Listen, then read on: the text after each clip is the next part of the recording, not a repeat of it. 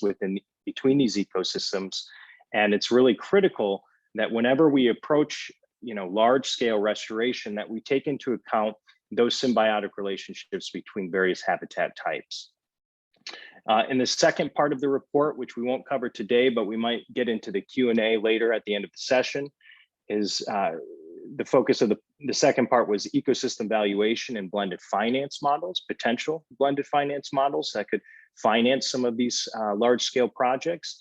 And we identified 3 case studies. These are 3 high scoring sites that we extracted from our scorecard process that we highlighted and provided some suggestions, some ideas as far as how exactly you would go about financing the various elements contained within those project sites. So here's the scorecard. And as I mentioned, the scorecard is useful for really any practitioner. We had a limited set of stakeholders involved, as I mentioned earlier, because of the short-term nature of the consultancy. But really, this scorecard is designed to be used by anyone, anywhere around the world. It's tailored for the Caribbean, but it really is applicable to a variety of different regions. And the goal here is really to have this scorecard utilized by local practitioners, people who understand their countries, their regions, their specific local areas, the sites that would be considered, and have them fill out the scorecard essentially with a variety of different inputs from different stakeholders, those both specializing in habitat restoration as well as in pollution reduction. And this requires a broad set of actors. We need economists involved in this, lawyers, scientists, everyone really can input feedback through this scorecard process and really prioritize the sites that are most ready for investment in the region. As I mentioned, the first part of this is really looking at country restoration potential. So we gathered up all of the various countries in the region and scored them based off the experience and expertise of the various consultants that we had involved in the project. The various indicators are seen below, and what people would do is essentially score them 1 to 5 according to how well they do in these various areas, really establishing kind of the context for the sites that we later identify in the scorecard process. And these were the countries that we looked at specifically. So I'm going to move my video out of the way, and the score is on the right. Like I said, this was somewhat of both a quantitative and qualitative process. It's not absolute, the numbers that we assigned here, and really, the numbers may vary depending on who you talk to and the degree to which you have broad representation from these various countries. But given our group or team of stakeholders and consultants that we work with, this is how we scored these various countries, and we use this to really inform the various sites that we identified later on. I'll just pause here for a second so you can see exactly how that played out. The Bahamas obviously scored very high, Mexico as well. The Bahamas, as many of you know, have received a lot of attention lately, especially around blue carbon. Mexico, of course, is one of the leading kind of countries in the world as far as blue carbon resources are concerned, and it's an area that we work very closely in. In the second part, this is where we start to look at some of the various criteria I mentioned: ecological, socioeconomic, feasibility, threats. And once again, each participant in this process, each consultant that we worked with and stakeholder would identify 3 sites based off of their experience and knowledge of the region. They pulled on various reports and documentation in order to inform that selection. And then once they have these 3 sites, we would essentially score each one individually and kind of compare them to one another. And I just want to point out some of the indicators that we used here: abiotic factors, biodiversity, looking at reproduction and condition, biogeochemical processes. This is not an exhaustive list of indicators, but I think these criteria really speak to the key elements of any project and the things that we want to score and look at when we're prioritizing sites for investment. I'll take a moment just to allow you to check out some of these various criteria. And once again, this scorecard is available if you'd like it, and it's a fillable PDF.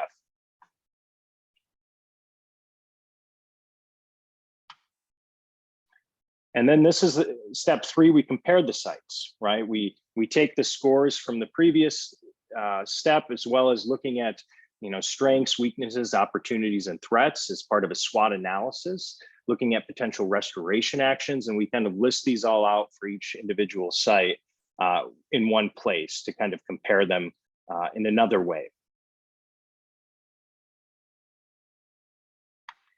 And then finally, the culmination of all of this is, we aggregate all the information from the previous steps and identify a single site that we'd like to prioritize. And this allows the practitioner to provide more detailed information concerning the site, to add notes, annotate anything, and really, kind of put everything in one place so we can move forward with potential investment ideas and strategies. As I mentioned, based off of the countries that we prioritize, we developed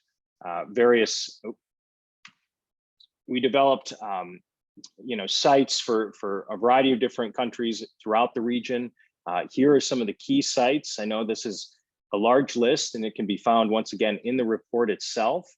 It's not an absolute scoring system. Like I said before, it really depends on who's filling out these scorecards and who's involved. But the more people, the better. And I think you can kind of average out some of those various perspectives and come to a really good score for the various sites listed on here. I just want to highlight some of the key ones in the Bahamas, which as I mentioned before, scored very highly from the national perspective. A variety of different sites that I think are being included is some of this blue carbon work that we've been reading about lately. Honduras also scored very high. Wanaha Island in particular was a really good site that I've worked with before and supported. Mexico, once again, scoring very high. So this entire table is available through the report, so you can get some ideas of places we might want to go. Even though we only identified 3 sites for the case studies, really any site on this list I think is worthwhile looking into if you're a practitioner or an investor from any of these countries. And here is a spatial representation of that. So this kind of points out all of the sites on the map. They're color coded according to site restoration potential and pollution reduction. As well as the countries themselves are shaded according to the prioritization exercise we did in step 1. The map is a great way to kind of see how all these things fit together, and where are really the hot spots, I think, throughout the wider Caribbean region for large-scale habitat restoration and pollution reduction.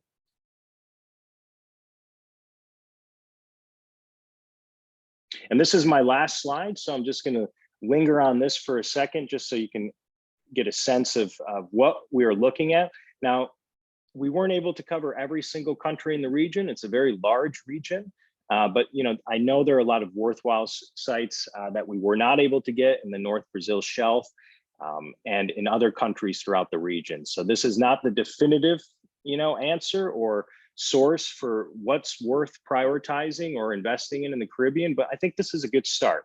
This is a good place, especially for those practitioners that live or work in these countries. These are excellent sites to take a look at. And that's it. Thank you so much for taking the time to join us today, and I'm happy to answer any questions during the Q&A session. Thank you. Muchas gracias, Ben. Muchas gracias por la presentación. Thank you so Muchas much, gracias. Ben. Thank you so much for your Ileana. presentation. Thank you so much, Ileana, as well. So now we are ready to get into the next panel. The next panel is called, well, first we have the panelists Jorge Herrera from CINVESTAF Mérida and Dr. Claudia Teutli from UNEM. So they developed a mangrove ecologic restoration manual for the Mesoamerican coral reef system in the Caribbean, and they will start presenting an example. We will start talking about the regional perspective they're going to try to apply to the Mesoamerican region. They're going to give us a presentation, and then we're going to address the situation in Mexico. They are collaborators. We have been working with them. They do not really need a lot of introduction. I'm pretty sure that everyone knows them. So I would like to pass the floor to them and, well, for them to start just giving their presentation. Hello, good morning. Good Dependiendo de dónde se encuentren, espero que se encuentren muy bien y con mucha salud.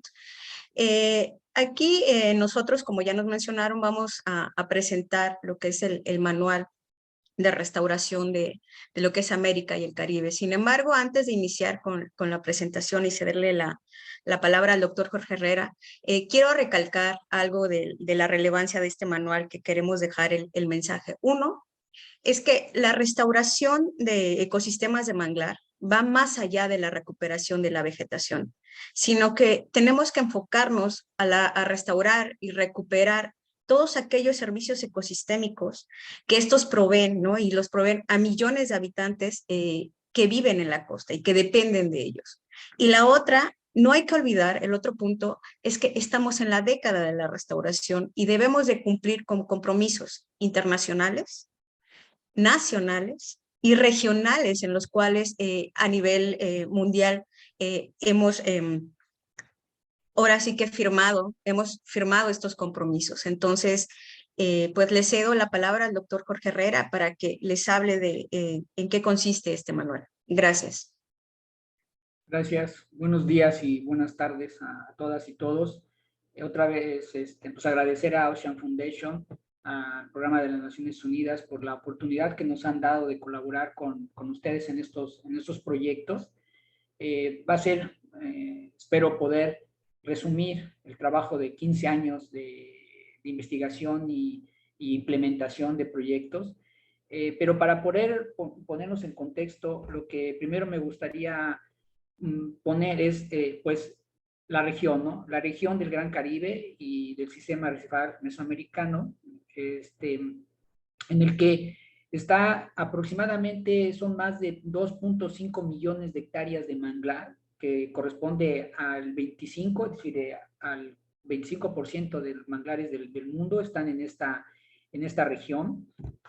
Por otra parte, son tan importantes en aspectos, por ejemplo, de protección costera. Sabemos, y ahora cada vez lo vemos con mayor intensidad, los impactos de los huracanes, las tormentas, o de eventos extremos en general, incluso periodos largos de sequía, en el que pues los manglares por hectárea aproximadamente pueden incluso ser tan beneficiosos para este tema. Por otra parte, pues hay más de 130 millones de personas que están viviendo alrededor en los manglares, dependen de ellos de manera indirecta, incluso hasta a veces que no lo sepan. Hay gente que no sabe que a veces comer un cóctel de pescado, un cóctel de camarón, perdón, o un filete de pescado ha dependido de la presencia y del buen funcionamiento de los manglares.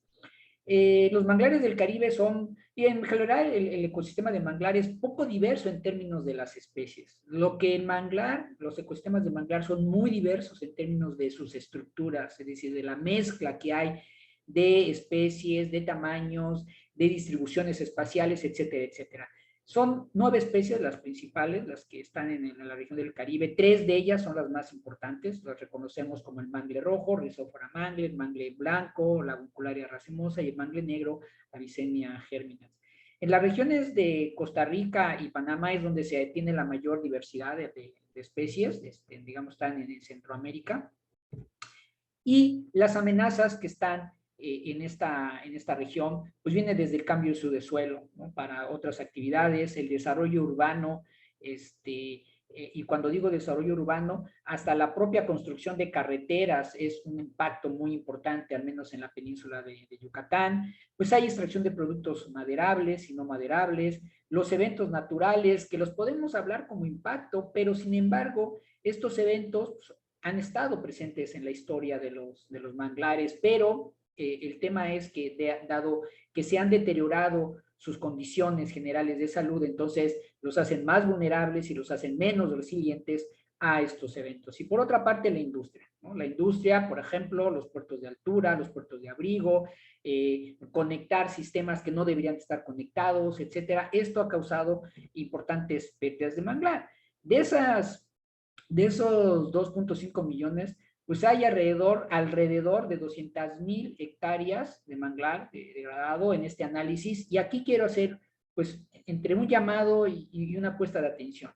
Las evaluaciones que se tienen a nivel global o a nivel incluso país, como lo tiene México, no tienen el nivel de precisión necesario para tener una verdadera imagen de cuáles son las hectáreas degradadas de manglar. Entonces, esta es una aproximación. Yo particularmente y mi grupo cree que hay muchas más hectáreas de manglar degradado en esta región. Y pues ha habido, ¿dónde están, no? ¿Dónde están principalmente, dónde han sido los ecosistemas o dónde se ha llevado a cabo restauración? Pues digamos, ha sido principalmente en la región continental, sí, en la región insular. Y algo que nos encontramos es que hay muy pocas fuentes de información, es decir, o están muy poco disponibles estas fuentes de información, hay pocos reportes concretos, ¿no? Hay muchas páginas, se puede uno pasar días incluso viendo las páginas que hay restauración de manglar, pero con muy pocos datos acerca de hectáreas, acciones, montos que se han utilizado para ello. ¿Dónde se han hecho? Pues México es uno de los países donde más acciones de restauración se han hecho de manglares, pero sin embargo, en muchos casos muy poco exitosa. Y como dije, la información es poco disponible. Esta es una tendencia de cómo ha habido el incremento en las acciones de restauración. De todos modos, si ven la escala, pues son pocos proyectos en realidad y que, por ejemplo, la acción principal es la reforestación. La reforestación ha sido la acción principal llevada a cabo, la cual no ha sido exitosa por muchas razones, entre ellas a que los manglares son árboles, sí, pero son árboles que viven gracias a los movimientos del agua, es decir, a la hidrología. Y muchas veces no se toma en cuenta que hay que recuperar primero la hidrología antes de cualquier otra acción de restauración. El tamaño de los proyectos es relativamente pequeño, van entre la mayor de ellos están entre 10 y 100 hectáreas, ¿no?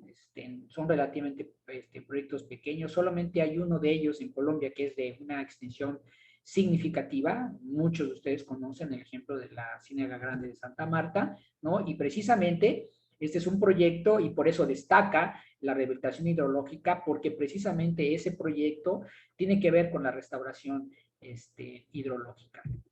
Y por otra parte, los costos. Hay una variabilidad de costos. ¿Por qué? Porque hay pues obviamente desde la mano de obra que es diferente en cada región, en cada país, hasta el uso, por ejemplo, de maquinaria o construcción de infraestructura, por ejemplo, hacer puentes, ¿no? O meter maquinaria, pues eso obviamente incrementa los costos. Pero en muchos de ellos no se saben los beneficios, es decir, puede estar los costos, pero no la recuperación, o está la recuperación, pero no los costos, es decir, la información todavía está muy dispersa en esta región. Y en términos de quiénes están haciendo esta restauración, de los grupos no organizados, pues esta es más o menos la distribución de grupos, ¿no? México, otra vez, destaca en tener muchos grupos de interesados, ¿no? Y de practicantes de la restauración, pero que desafortunadamente no ha habido el éxito que se pudiera esperar por la proporción tanto de recursos como de personas involucradas. Y pues aquí están los resultados, ¿no? Por ejemplo, vemos que hay proyectos que no tienen información y muy pocos proyectos hay información para poder hacer un análisis, digamos, más eficiente sobre pero con esta información trabajamos. Por lo tanto, y con todo esto, hace 15 años iniciamos un proyecto que no sabíamos todavía en ese momento no nos iba a llevar, hacer investigación básica acerca de por qué no funcionaban los proyectos de restauración. Eso fue lo que nos inició.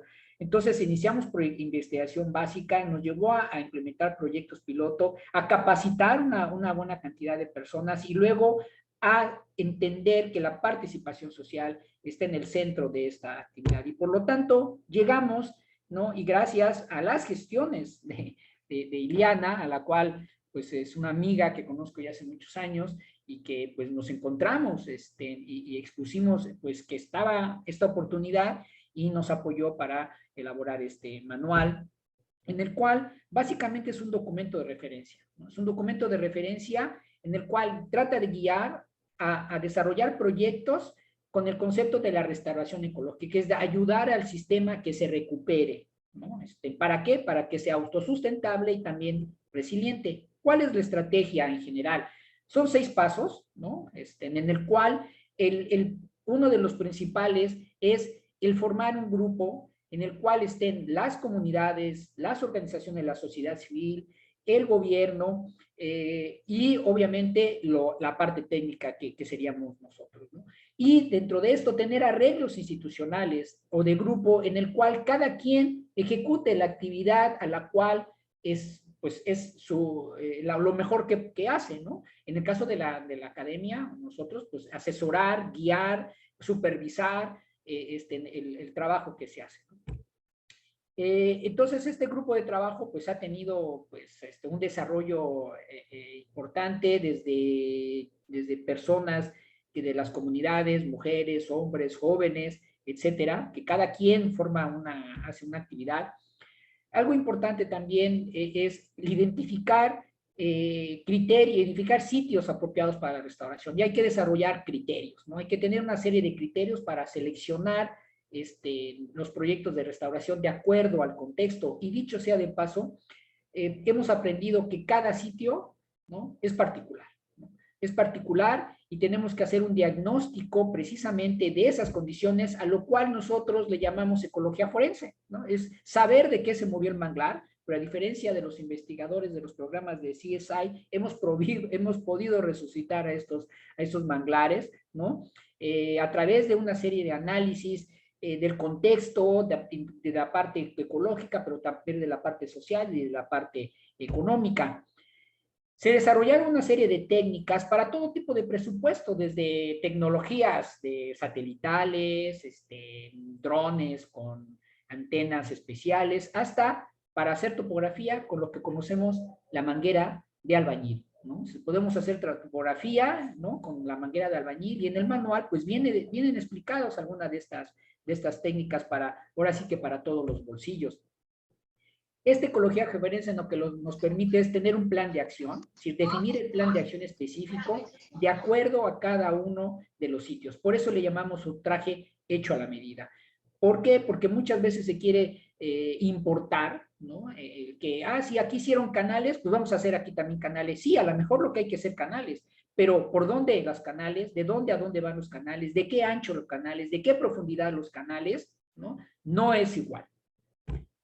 Y ejemplos de la restauración, nosotros lo que también hemos aprendido y está en el manual es de que generalmente es un continuo de restauraciones pasivas y activas, es decir, a veces es rehabilitación hidrológica, a veces hay que hacer modificaciones de la topografía, a veces incluso que hay que reforestar, pero eso sale del diagnóstico y precisamente por eso es una guía que ayuda a los implementadores de proyectos a definir cuál es el tema específico, cuál es la característica específica que hay que mejorar. Y pues está la hidrológica, la topográfica. Aquí viene un ejemplo, por ejemplo, de canales, de conexiones. Abajo, pues cómo se hacen, ¿no? La apertura de pasos de agua en carreteras, que ha sido todo un tema en la península de Yucatán, o modificaciones topográficas, ¿no? En la cual, pues el suelo se ha colapsado por la respiración de la materia orgánica y entonces se ha colapsado el suelo, por lo tanto hay subsidencia, hay que recuperar topografía. Y luego, pues está la reforestación, ¿no? Cuando es necesario, reforestamos, ¿no? Cuando es necesario, pero no es la acción principal. De hecho, es generalmente la última acción que se hace una vez que el sistema esté en buenas condiciones hidrológicas para poder recibir a la reforestación. Incluso no usamos viveros, es decir, no recomendamos el uso de viveros. El manglar no necesita implementar viveros de grandes costos, no, hay otros procedimientos. Y algo muy importante, el monitoreo. Tenemos que monitorear, tenemos que dar un seguimiento, tenemos que saber cómo vamos Y hay monitoreo tanto socioeconómico como ecológico. ¿Por qué? Porque el manejo adaptativo de estos sitios, dado que son específicos, pues hay que ver cómo funciona, qué no funciona, qué sí funciona mejor, para entonces implementar estas actividades. Y hay una serie de indicadores de mediano, corto y largo plazo. No necesitamos, en el caso de manglar, ver verde para saber que ya vamos bien. No, ¿no? Hay muchos indicadores de muy corto plazo que podemos implementar para saber si ya la acción de restauración va bien, ¿no? Obviamente, para tener vegetación y tener manglar similar a un sitio de referencia que siempre tenemos en las acciones de restauración, pues puede durar hasta 10 años. Así que, pero ¿cómo podemos saber si vamos bien? Pues hay indicadores de corto plazo. Y por otra parte, una actividad continua es la difusión. Así que el tema de lo que hemos aprendido, de las lecciones aprendidas, hemos aprendido, por ejemplo, que la ecología forense nos permite saber qué hacer, cómo hacerlo, cuándo hacerlo, dónde hacerlo, incluso cuánto puede costar, ¿no? Y por lo tanto, lo que sugerimos pues es obviamente aumentar los proyectos de restauración en la región del Caribe. Necesitamos estrategias que maximicen el costo-beneficio. Hay que hacer sinergia con todos los actores. Aquí este es un ejemplo en el que hicimos sinergia Ocean Foundation, UNEP, WRI, INEC, etcétera, y estamos actuando así en los diferentes sitios que estamos actuando. Y el fortalecimiento de las capacidades. Las comunidades locales se tienen que apropiar de los proyectos, ¿no? Y es a través de la capacitación y a través de implementar monitoreo comunitario con estas comunidades. Y pues hay que hacer también un llamado a la protección de los manglares, ¿no? Porque se siguen deteriorando, sigue habiendo cambios de suelo, siguen habiendo permisos de construcción, no necesariamente a veces del manglar. Recordemos que hay una conectividad de lo que pasa tierra adentro con lo que pasa en las costas. Entonces tenemos que reconocer, identificar que el manglar, así como los pastos marinos y los arrecifes, están conectados con lo que pasa tierra adentro. Y tenemos que tener un esquema de protección más allá de los manglares. Y por lo tanto, a través de hacer sinergias, como el ejemplo que tuvimos con Ocean Foundation, con UNEP, para llevar a cabo este manual, pues optimizar los esfuerzos y por lo tanto los recursos. Así que, pues, muchas gracias otra vez a los colegas y a todos los que nos apoyaron para esto. So much everyone for supporting us. Thank you Claudia's group, my group as well. We have a list of students and colleagues such as Dr. Diana Cisneros as well. We have Dr. Francisco Mir from Barcelona, who has been working with us. They have been guiding us a lot with this topic. So I have nothing but, well, to thank you. Thank you. I would like to invite you to continue with all of this research projects. So we are restoring all of this, but this is something that we need to restore. We need to restore mangroves in the most efficient way possible and to recover ecosystemic services. That is the best and the most important part for coastal communities, and therefore to minimize vulnerability just facing a change process. Thank you so much. Thank you. Dr. Claudia, Dr. Jorge, thank you so much for your participation. To be honest, I feel that we're going to have a very successful collaboration just by working with the experts of the region. I think that all of this is part of what we are going to be doing with the different institutions. I think that this is a great step. Now I am ready to start with panel number 3. So panel number 3, we have Pilar Salazar Vargas from INEC and Semarnat, which is the secretary for the environment in Mexico, and Valeria Lopez Portillo. We conducted a study with them in the framework of the NDC partnerships.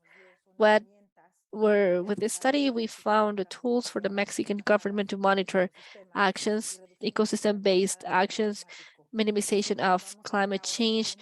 So right now we are going to just focus on 2 specific cases, Tuxpan and Veracruz, and we are going to see a presentation on the results of this study. So I will pass the floor to you. I do not know which one of you is going to start. I think I am the one to begin. Good morning, good afternoon, everyone. Thank you for having me. To show the presentation, thank you.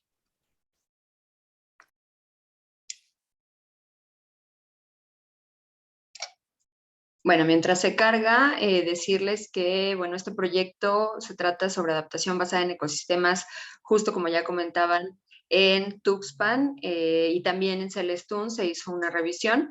La idea un poco fue planteada desde el Instituto Nacional de Ecología y Cambio Climático. Perdón, no me presenté, soy Pilar Salazar, directora de Economía Ambiental, y estamos en la Coordinación General de Adaptación al Cambio Climático y Ecología. Este proyecto nació un poco desde la perspectiva de ver cómo se podría implementar la adaptación basada en ecosistemas, pensando en la fragilidad y en la importancia de los ecosistemas costeros y en cómo abonaría la parte de la implementación de la contribución nacionalmente determinada. Este proyecto fue diseñado, como les platicaba, y liderado técnicamente desde INEC y Semarnat, y la idea también fue que nos apoyara pues, en DC Partnership a través del Climate Action Enhancement Package. Entonces, la idea es que WRI fue, junto con Ocean Foundation, los implementadores de este proyecto. Parte de los resultados que nosotros obtuvimos nos dio oportunidad de identificar pues justo estas lecciones aprendidas que nos sirven para identificar pues cómo mejorar las implementaciones en los territorios, ¿no? Esto que ya platicaban también nuestros colegas en el panel anterior. The next slide, please.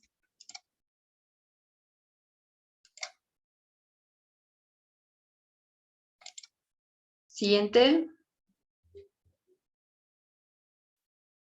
Muy bien. The next one, please. Sorry. Thank you. Y bueno, este proyecto nos permitió entonces recopilar esta información, propuestas de herramientas y demás elementos para continuar detallando el diseño e implementación de proyectos de adaptación basada en ecosistemas a nivel local en México. Entonces, un poco de los elementos o los productos que tuvimos fue un diagnóstico socioambiental en el territorio, tanto en Tuxpan como en Celestún. Se hizo una recopilación bastante fuerte y exhaustiva de proyectos previos que ya se estaban realizando en todo el Golfo de México. Se identificaron cuáles de estas son opciones realmente viables vinculadas a las soluciones basadas en la naturaleza. Posteriormente se hizo un análisis general de costo-beneficio para demostrar pues, la factibilidad, la viabilidad y la pertinencia de realizar estas acciones en territorio. Y después se desarrolló una guía bastante robusta sobre cómo escalar y replicar estas iniciativas territoriales pensando en estas buenas prácticas, ¿no? Porque sabemos que la adaptación no es solo copiar y pegar las mismas acciones en diferentes territorios, sino más bien tratar de aprender de estas lecciones aprendidas y buenas prácticas de otro tipo de proyectos que se han desarrollado en territorio. Además, se desarrolló también una propuesta de sistema de monitoreo y evaluación que mi colega Valeria va a platicar un poquito más adelante. Y se realizó también un análisis y un diagnóstico sobre cómo hacer una estrategia de socialización de la información.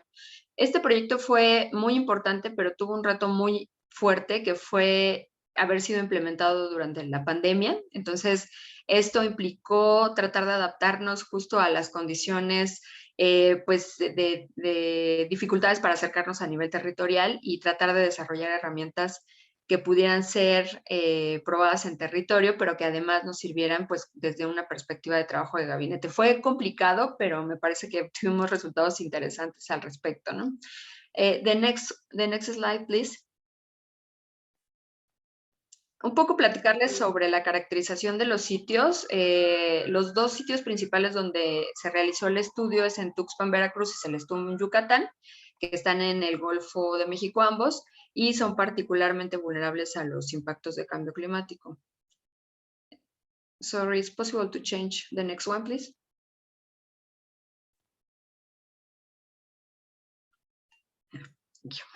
Y bueno, en Tuxpan, Veracruz, lo que vemos es que el litoral completo de Veracruz ha registrado un aumento de nivel del mar muy fuerte de 9 centímetros aproximadamente en los últimos 50 años. Además, tiene frentes fríos importantes, olas de calor más pronunciadas y con mayor duración. Y las áreas de mayor vulnerabilidad en la zona costera con respecto a la tendencia al nivel del mar resultan ser Coatzacoalcos y Tuxpan. En Celestún, Yucatán, ahí también se considera un área de alto riesgo porque se encuentra en la ruta de huracanes del Caribe del Atlántico Oriental. Ambos sitios, lo que hemos podido identificar es que demuestran un nivel alto de deterioro y perturbación de los ecosistemas de manglar. Sobre todo, por lo que ya comentaban en la sesión, en el último panel, el tema de cambios del suelo, deforestación y degradación es bastante fuerte en estos territorios, ¿no? The next one, please. Posteriormente, lo que les platicaba sobre el mapeo de medidas de adaptación basada en ecosistemas o de iniciativas de restauración que se hayan desarrollado en el sitio, lo que se encontró es que había cerca de 274 proyectos realizados en toda la franja costera, digamos, durante los últimos 20 años, pero analizando esta información, se identificó que no todos tenían esta perspectiva de adaptación basada en ecosistemas. De hecho, varios de los implementadores desconocían que estaban haciendo adaptación basada en ecosistemas. Entonces era importante, pues esta es una lección aprendida, de hecho, tratar de comunicar cómo las acciones de restauración en realidad pueden estar abonando el tema de cambio climático. Evidentemente hay que considerar elementos adicionales como los diagnósticos climáticos, pero pues es importante transmitir pues, la importancia de estos enfoques para robustecer cómo se implementan las acciones en nivel territorial. Y bueno, al final lo que se encontró es que propiamente adaptación basada en ecosistemas, se encontraron 18 proyectos a nivel territorial, ¿no? Pero bueno, evidentemente estos 274 y pico proyectos, pues también abonan a estos análisis. La siguiente, the next one, please. Y sobre el tema de análisis costo-beneficio se hizo, esto está muy interesante, bueno, yo lo veo muy interesante particularmente porque soy economista ambiental, pero nos pareció un ejercicio muy interesante para tratar de reflejar justo por qué, digamos, monetariamente es muy viable realizar estas acciones a nivel territorial, ¿no? Entonces, si nos ponemos a analizar los servicios ecosistémicos que proveen los manglares en estas zonas con ciertas metodologías específicas, pues podemos analizar la protección costera, el soporte a las pesquerías, la producción de recursos maderables inclusive y algunas acciones de recreación. Por ejemplo, en esta zona el turismo no está desarrollado, pero no quiere decir que no se pueda impulsar un turismo de naturaleza que permita beneficiar a los pobladores en la zona, ¿no? Entonces, se hicieron estas evaluaciones con algunas metodologías y pues de manera general encontramos que la conservación de manglares pues resulta ser económicamente viable, pertinente, una vez que consideramos pues todos los servicios ecosistémicos que brindan, ¿no? La relación entre el costo y el beneficio es de 2.9, es decir, por cada peso, por cada dólar invertido, tenemos un beneficio neto adicional de casi el doble, ¿no? Entonces, son resultados bastante fuertes y bastante oportunos para estos análisis, sobre todo también de las discusiones internacionales sobre cómo poder financiar la adaptación, que es muy difícil visibilizar y cuantificar la parte de los beneficios. Bueno, este tipo de metodología siempre nos ayuda a avanzar en estas discusiones, ¿no? The next two slides, please, because this is the other one, please. Okay. Perfect. This is the last one, I think.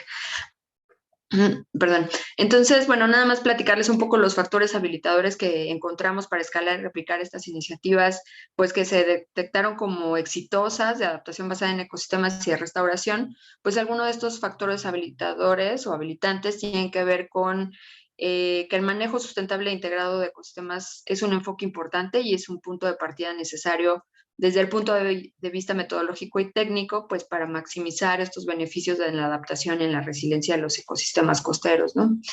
La parte de participación e involucramiento social a nivel comunitario es muy importante. Es un tema que sí hizo falta en este proyecto, pero por las condiciones que ya les platicábamos de la pandemia, fue una lección aprendida en realidad, pero no dejó de ser un elemento importante dentro de los diagnósticos y dentro de estas guías que se desarrollaron en el proyecto, ¿no? La parte del enfoque de género tiene que ser transversal, tiene que ser considerada los roles y la importancia que tiene la parte de género en las comunidades donde se trabajan los proyectos. De otra manera, si no tenemos el enfoque de género ni el enfoque de participación social comunitaria, es difícil que los proyectos puedan realmente implementarse y ser exitosos en el largo plazo, ¿no? Suele ser bastante difícil si la gente no se apropia de los proyectos. También el tema del enfoque multisectorial y la coordinación interinstitucional.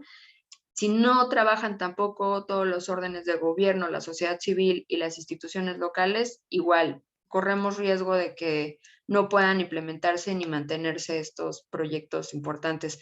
Estos elementos, de hecho, tienen mucho que ver con lo que ya comentaban en el panel pasado, de que hay muchos proyectos, pero al final tienen una tasa de éxito, una tasa de supervivencia bastante baja, y tiene que ver con estos elementos que deben de tomarse en cuenta desde un inicio, ¿no? Y también, bueno, finalmente el tema de interiorizar la incertidumbre y la complejidad de proyectos orientados a resultados. Es decir, como estamos trabajando con seres vivos, en realidad hay que hablar de ser flexibles en los indicadores de los beneficios que estamos esperando, ¿no? Y bueno, me detendré ahí para que Vale pueda continuar con el componente de monitoreo y evaluación, y no sin antes agradecerles que nos hayan invitado en este evento. Gracias.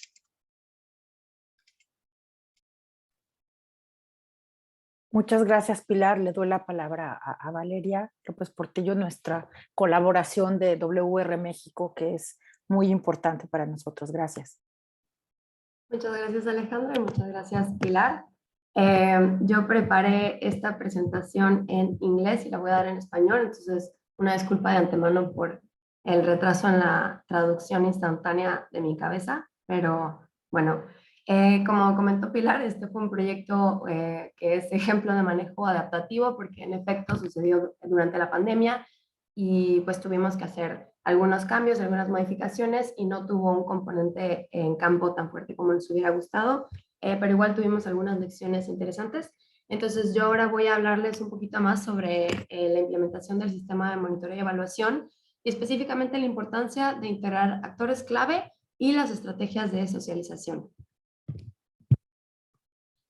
Entonces, bueno, lo básico, ¿qué es un sistema de monitoreo y evaluación? Esta es una herramienta para evaluar el éxito de las medidas de adaptación basada en ecosistemas y de las estrategias. Entonces, provee mecanismos para determinar cambios en la vulnerabilidad o en la resiliencia como una función de la intervención que estamos haciendo. ¿Por qué son importantes? Permiten producir conocimiento y favorecen el aprendizaje social a través de intercambios de experiencias y lecciones aprendidas durante este proceso de adaptación. También está comprobado que aumenta la posibilidad de éxito de las inversiones sobre adaptación, y esto es importante de cara a recursos limitados, y también facilita y acelera la transparencia y la responsabilidad de los usuarios de estas medidas, así como de inversionistas y pues los beneficiarios e implementadores de estas medidas. Como dice una de nuestras instituciones gubernamentales, lo que se mide se puede mejorar. Entonces, voy a hablarles un poquito más de la parte de identificar los actores clave a involucrar en estos ejercicios de monitoreo y evaluación. Es importante integrar estos actores e involucrarlos en las actividades relacionadas con los servicios ecosistémicos. Como comentó Pilar, la población local tiene que estar activamente involucrada en estos procesos. Su participación debe ser promovida desde el día 1, ya que una población que no ha sido consultada y que no ha podido dar retroalimentación sobre los procesos tanto de adaptación como de monitoreo puede ser una barrera, y además pues se pierde muchísimo conocimiento que se podría haber obtenido, ¿no? Entonces es esencial facilitar el entendimiento local y también la pertenencia al proyecto por parte de los pobladores locales, de los dueños de los recursos. De hecho, idealmente las medidas de adaptación deberían surgir de ellos, y quizás, pues bueno, en apoyo con instituciones académicas, gubernamentales o no gubernamentales como nosotros, pero cambia mucho cuando hay una comunidad involucrada. Y bueno, es muy importante formar equipos multidisciplinarios y también de diferentes edades, de diferentes sectores, y con perspectiva de género. Bueno, ¿y por qué es importante integrar a los actores locales? Una parte es esto que comenté, que una población involucrada es mucho más posible que tenga un proyecto exitoso, y además ellos conocen las dinámicas de los procesos que se van a medir, conocen el ambiente donde se está implementando esta medida, y también esta construcción de capacidades asegura que va a haber una continuidad de estas medidas de monitoreo y evaluación, y también de la intervención de adaptación per se, una vez que el implementador se retire de campo. Entonces, esto asegura que la medida de adaptación y el monitoreo y evaluación de la misma van a continuar durante el tiempo, a pesar que ya nos hayamos ido o ya no haya fondeo, por ejemplo. Entonces, ¿cuáles fueron algunas de las lecciones aprendidas que tuvimos durante este proyecto, además de la que ya comentó mi compañera, que no pudimos hacer tanta implementación en campo como nos hubiera gustado? Bueno, hay una clara necesidad de involucrar al sector comercial, especialmente de cara a presupuestos ambientales reducidos. Hay muchas oportunidades de inversión, y esta tiene que ser desde no necesariamente la filantropía. O sea, ya se está comprobando cada vez más que pueden ser intervenciones bancables y que pueden tener una continuidad más allá de una donación filantrópica, ¿no? Y para eso están estas iniciativas de finanzas combinadas o presupuestos públicos privados, fundaciones. Hay muchas posibilidades de implementación. Luego también es muy importante al nivel local que haya una coordinación con los grupos académicos que generan los indicadores, que levantan las líneas base. Ahí también hay muchísimo conocimiento que es muy importante integrar en el monitoreo y evaluación de las medidas. Y es muy importante generar más capacidades locales para que se pueda hacer el monitoreo y evaluación desde las comunidades, y también que las intervenciones desde la conceptualización contemplan tener un periodo de monitoreo y evaluación, y los fondeadores, los gobiernos o nosotros como sector no gubernamental tenemos que ya las propuestas tenerlas con sistemas de monitoreo y evaluación, porque en muchas ocasiones termina el proyecto y nos vamos y no hay ni siquiera cómo medir el éxito, no hay cómo sacar lecciones aprendidas. Entonces es muy importante que desde la conceptualización estemos pensando en cómo vamos a hacer el sistema de monitoreo y evaluación. Y bueno, esto que mencionamos, que también es muy importante involucrar a los sectores locales, incluyendo a los jóvenes, académicos, investigadores. Entre más diverso el grupo, pues más conocimiento podemos obtener de diferentes fuentes. ¿Y cómo fue cómo es esta estrategia de socialización? Los objetivos principales es facilitar el acercamiento con los actores locales, y también proveer lineamientos flexibles para incorporar participación social y de la comunidad, y también se promueve el conocimiento, intercambio de conocimiento, y también se fortalecen las capacidades. Todo esto contribuye al éxito de la implementación de la iniciativa y de la implementación del sistema de monitoreo y evaluación. ¿Cuáles son algunos requerimientos que deben ser? ¿Cuáles son algunos de los requerimientos? Se debe asegurar que haya entendimiento por parte de los implementadores, de las comunidades, de todos los sectores involucrados, y también se debe proveer información apropiada a tiempo y previo a la implementación, durante y posterior. Tiene que haber una representatividad y tiene que ser relevante, y como comenté anteriormente, la apropiación de los actores del proyecto es vital para el éxito del mismo y para la continuidad, y también deben ser sustentables económica, social y ambientalmente, tanto las medidas de adaptación como el monitoreo y evaluación de las mismas.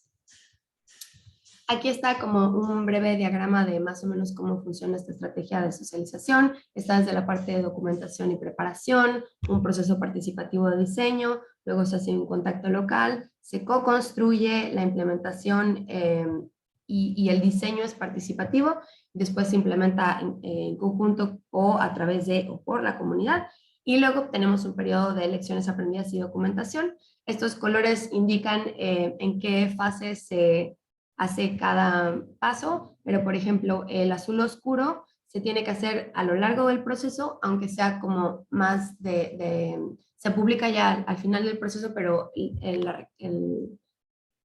la información se obtiene durante la implementación. Bueno, aquí cabe destacar que el INEC tiene algunas herramientas muy valiosas para apoyar el monitoreo y la evaluación. Está, por ejemplo, una ficha de análisis de medidas de adaptación, que es la que, bueno, un segmento que tengo en esta slide. También hay un cuestionario para las personas en cargo de la implementación. Hay un cuestionario que se puede implementar para los beneficiarios y también hay un estándar para talleres participativos. Y bueno, esto fue más que nada qué es el monitoreo de evaluación, por qué es importante y también nos gustaría enfatizar que es vital que se involucre a los actores locales. No se puede hacer top-down. Entonces, muchas gracias. Igualmente, quedo atenta a las preguntas para la sección de preguntas y respuestas. Muchísimas gracias a Pilar y a Valeria. Muchas gracias por habernos invitado a esta consultoría. Creo que el que los países estén buscando herramientas para implementar sus acciones nacionales, sus contribuciones nacionales determinadas es muy importante. Me gustaría que por favor pusiéramos a todos los panelistas. Courtney, can we have all the panelists so we can make the questions? Para poder dar a paso. Muchas gracias. Por favor, pongan sus preguntas en el chat. Vamos a dar unos momentos para que puedan hacer preguntas. Se disculpó con nosotros. Creo que Pilar ya no está. No sé si podemos tener a todos los panelistas en video.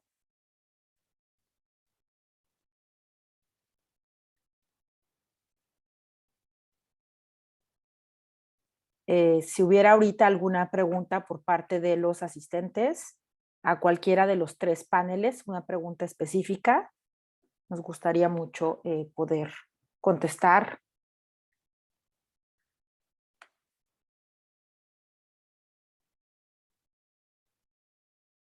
Hay una pregunta aquí del doctor Agustín de Jesús Bazáñez, también colaborador nuestro, que agradecemos mucho. Él fue parte del reporte que se hizo junto con el INEC y WRI.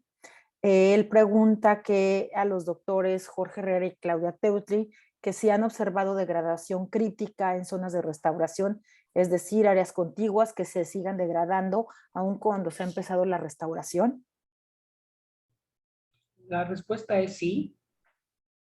O más bien la respuesta es depende, porque si las acciones de restauración no fueron correctamente diseñadas, entonces el área de influencia que puede tener una restauración va a ser muy pequeña con respecto al área del manglar degradado, y entonces se seguirá degradando manglar por no haber diseñado la estrategia correcta en términos de la cobertura espacial. Entonces, sí hemos visto, sí hay ejemplos, ¿no? Ahí puse en el chat un ejemplo, y que los hay, sí los hay, y mencionaron mis colegas anteriores también que muchos proyectos en restauración en México, bueno, y generalmente, en general en la región, han sido fallidos porque uno se usa la reforestación cuando todavía no están las condiciones hidrológicas adecuadas, y luego cuando se hacen las adecuaciones hidrológicas, no se piensan en los diseños de cómo hacerlo. Así que la respuesta es sí, sí conocemos ejemplos, sí hay ejemplos de que pueda suceder, y por lo tanto hay que tener cuidado en el diseño de la estrategia que tenga una cobertura espacial suficiente para que el manglar no se siga degradando, sino parar el proceso y revertirlo con las acciones. Muchas gracias.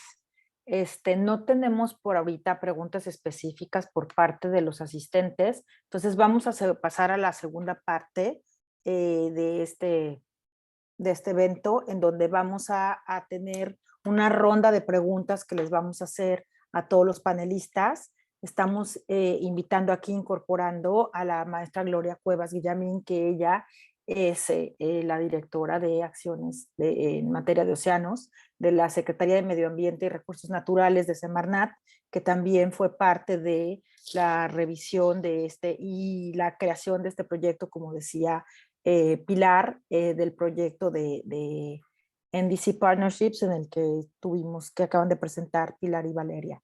Entonces voy a empezar a hacer una serie de preguntas a todos los panelistas y me gustaría que el que tenga respuesta a las preguntas, por favor, levante la mano. Y la primera pregunta es, ¿cómo pueden las soluciones basadas en la naturaleza ayudar a nivel regional a disminuir la vulnerabilidad al cambio climático y qué herramientas hay? No sé quién quiera responder esto. Chris, Ileana, Gloria.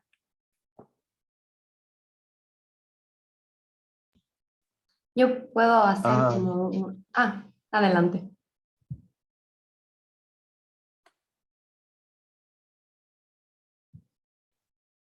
¿Quién responde? No, thanks, Valerie. I just wanted to perhaps start off by saying I think because of the research and the studies that we've seen, by some of our experts and our panelists today, there's a lot more information, a lot more experience in terms of the types of nature-based solutions that can be used as an adaptive measure to climate change.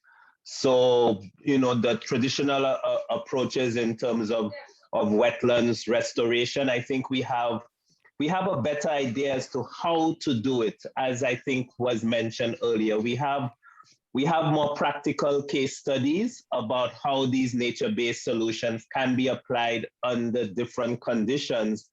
And what we are also seeing, and I'm coming at this a little bit from the marine pollution side, is that nature-based solutions are now being promoted very widely for example, reducing sediment load, for addressing issues of domestic wastewater management.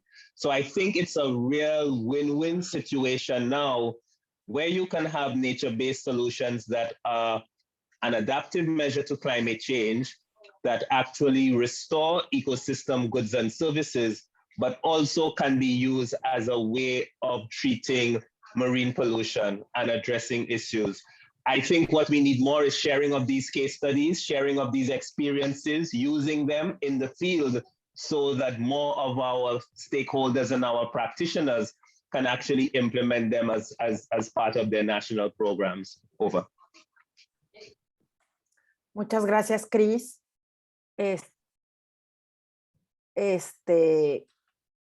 Tengo una pregunta de la doctora Silvia Salas. ¿Cuáles han sido los mayores retos enfrentados en procesos de restauración en comunidades costeras?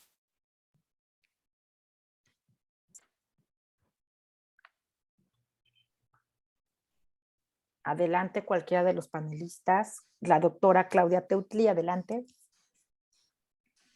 Hola, gracias por la pregunta. Pues la interacción para los proyectos de restauración creo que es el primer paso para llevar a cabo el proyecto de restauración.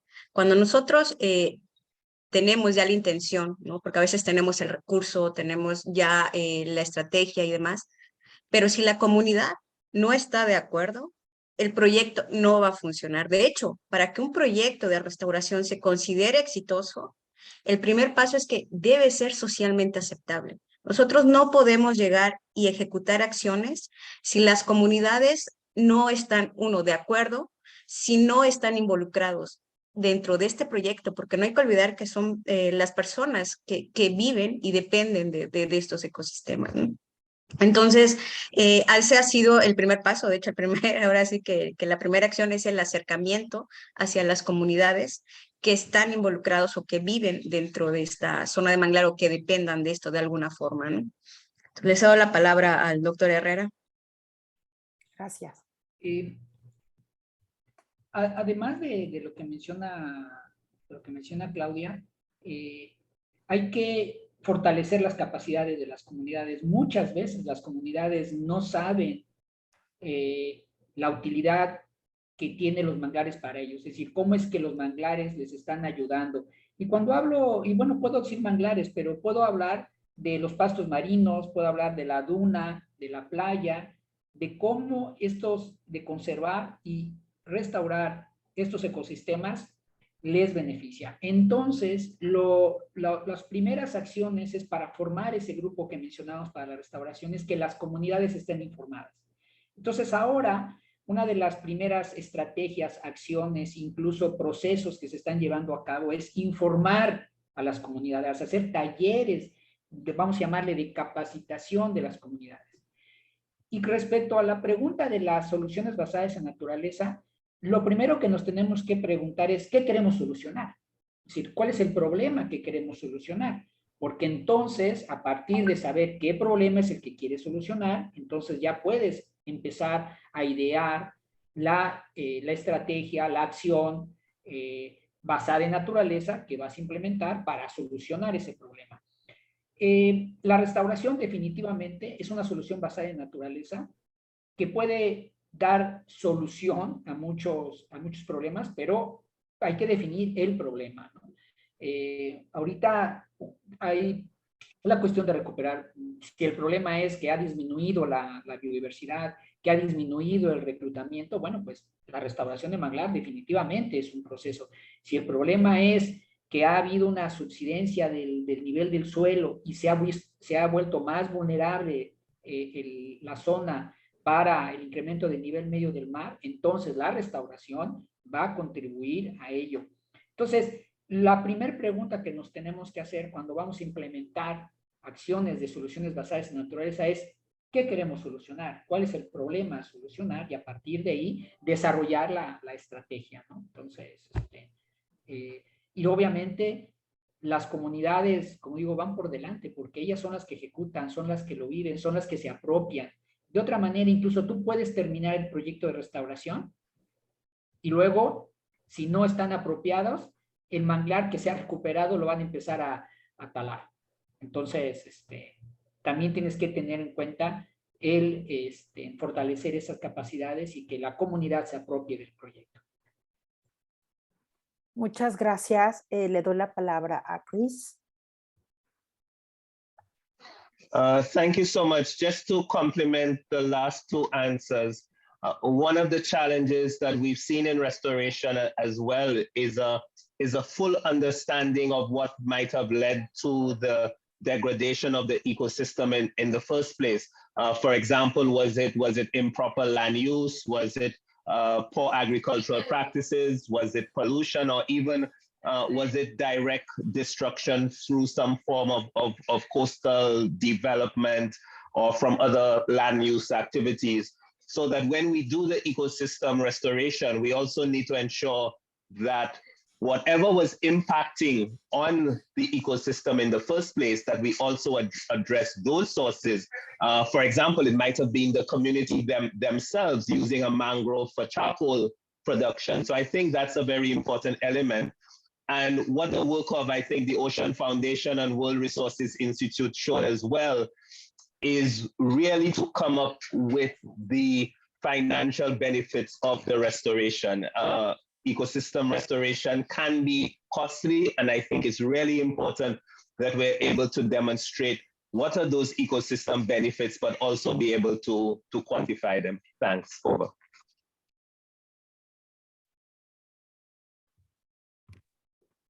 Muchas gracias, Chris. Muchas gracias a los doctores Claudia y Jorge. Vale, no sé, tú tenías también un comentario que te interrumpimos. Sí.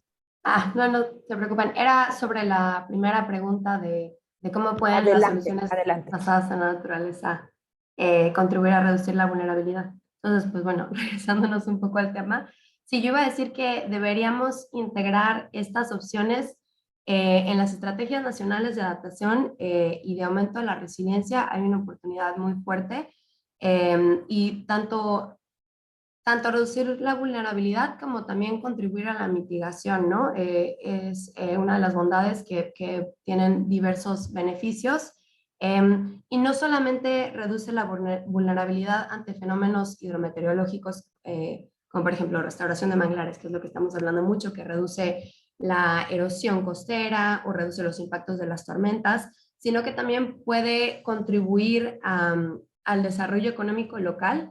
Y entonces eso también estamos hablando de resiliencia económica, de diferentes entradas de recursos. Ahorita con la pandemia vimos que no siempre podemos depender del turismo en las zonas costeras, entonces tener una diversificación de actividades, diversificación económica es muy valioso y contribuye también a la adaptación porque le da herramientas a las comunidades para poder pues moverse a hacer diferentes cosas y diversificar. Entonces no solo es esta reducción de vulnerabilidad ambiental, sino también económica. Gracias. Muchas gracias. Muchas gracias, Valeria, por tu aportación. Le doy la palabra a Gloria de Semarnat. Sí, muchas gracias, Alejandra, y muchas gracias a todos también. Como es mi primera intervención, los saludo. Y bueno, sin afán de repetir, algo que me gustaría resaltar y quizá es yéndonos un poquito hacia recordar el concepto de soluciones basadas en la naturaleza y recordar que este también es un enfoque integrador, ¿no? Ecosistema, sociedad, que ya lo ha mencionado varias veces el doctor Herrera y todos los colegas que han estado presentando, pero que las soluciones basadas en la naturaleza nos ayudan a comprender y desarrollar estrategias para mejorar en general el bienestar de la sociedad, resultado de todo esto que hemos hablado durante la sesión, que tiene que ver con acciones no solamente de restauración, sino de conservación, de manejo sostenible, en este caso de los ecosistemas costero-marinos, y resaltar también o compartirles que desde la Semarnat estamos buscando fortalecer pues, la implementación sobre todo de acciones a nivel territorial que sean integrales y que estén basadas, si bien a brindar soluciones oceánicas, pues también reconozcan las dinámicas que hay hacia el continente, ¿no? Digamos, tierra adentro, que están pues íntimamente relacionadas con problemáticas, dinámicas que se dan digamos, cuenca arriba, ¿no? Además de toda la problemática a nivel de costa y la zona marina, junto o reconociendo también la relación y las prácticas que hay tradicionales de la gente que vive en esta costa y sobre todo también las prácticas de aprovechamiento de las comunidades que hacen este tipo de ecosistemas, ¿no? Entonces, creo que la pregunta de cómo las soluciones basadas en la naturaleza pueden ayudarnos a las soluciones oceánicas o este vínculo que hay se ha respondido, pero sí ver cómo estas soluciones quizá van más allá también de la reducción de la vulnerabilidad a cambio climático, la mitigación de gases de efecto invernadero. Nosotros, por ejemplo, apuntamos también mucho a poder fortalecer pues las estrategias para manejar los ecosistemas de que albergan el carbono azul, que creo que es un tema que también nos interesa mucho desde México, pero también cómo estas soluciones tienen reflejo en la mejora de salud humana, en empleo, en seguridad alimentaria, y también en la protección de infraestructura, ¿no? A nivel del territorio costero, ¿no? Entonces, eso me gustaría resaltar en esta oportunidad. Muchas gracias.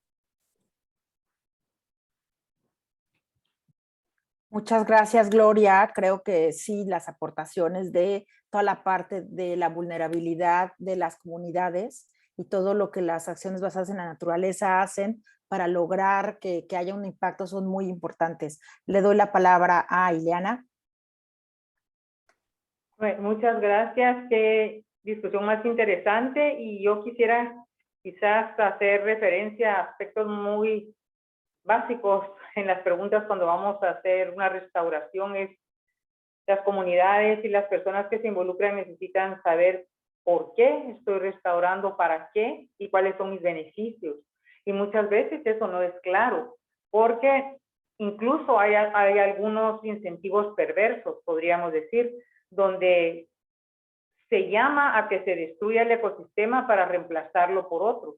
Digamos, eso se da en el tema forestal, que en algunas legislaciones hay lo que se llaman tierras ociosas, tierras que no, cuando hay bosques naturales le llaman tierras ociosas. Entonces se deforesta para que se sustituyan con otras especies y entonces ese es el incentivo. Entonces, yo creo que el trabajo de todos nosotros y todos aquellos legisladores o personas que estén trabajando en estos temas, tenemos que también trabajar muy cercamente con legisladores y crear incentivos, porque también imaginen que si algunas personas están promoviendo o exitosamente teniendo beneficios, no beneficios, sino restauraciones exitosas, pero no ven lo económico. Entonces puede ser que se desalienten. Y eso es donde la parte de los beneficios es muy importante y los incentivos. Esa es una parte que no debemos de descuidar. Gracias. Muchas gracias.